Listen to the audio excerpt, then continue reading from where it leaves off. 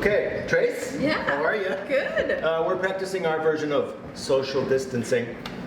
We've been working together all week here at Cooks, Marie, Tracy, and I. We have, I don't know if it's self-quarantine, but we've all only hung out with our family at home and been here at Cooks.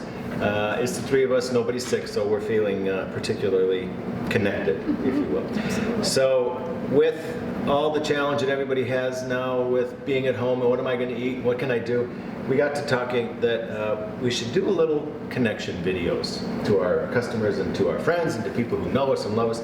And Tracy is probably one of the most gifted leftover repurposed into something people that I know. And soup is her forte. It is. So a few minutes ago we said, Trace, dig through both the freezer and the cooler, and now mind you we're a couple of days into, we cleaned out all the perishables.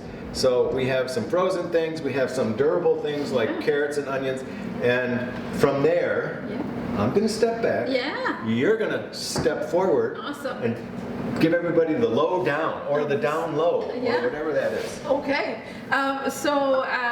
Super simple soup that you could go in so many directions with. But we started with a little bit of garlic, with some pearl onions that we found in our freezer, just a half a bag of those, frozen corn, some carrots, some celery, some onions, half a bag of frozen peas, some leftover chicken that we're gonna warm and shred for our soup, some tomato paste. I am gonna add some chipotle peppers and adobo sauce just to give it some more flavor. And I'm gonna start with some sofrito, which is very typical in Puerto Rican cooking. It's just a base. And if you wanted to make it at home, super simple. It's olive oil, tomato sauce, tomato paste even, carrots, onions, green onions, scallions, cilantro, green peppers, or any kind of bell peppers that you have. In a blender, you buzz it until it's smooth like a pesto, and it can live in your freezer for 6 months. So just a couple of teaspoons of that, and that it will be your base for any soup or stew or bean stew that you make at home. So I'll work on adding all of these to my Dutch oven and really starting to develop those flavors. You can add some leftover rice to this, some dry pasta, or not. If you wanted to cook the rice separately and add it into your finished soup, you totally can.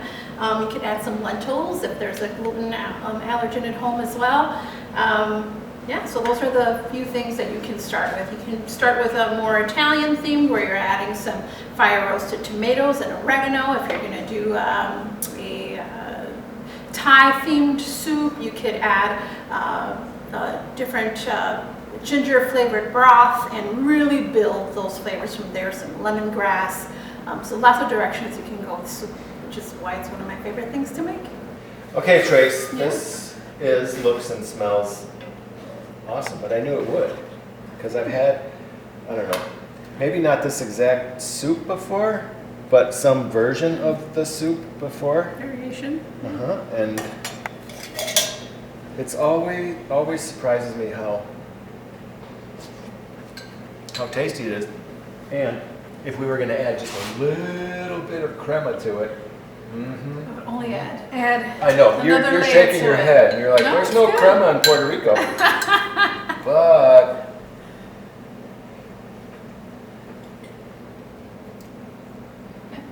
It's fantastic.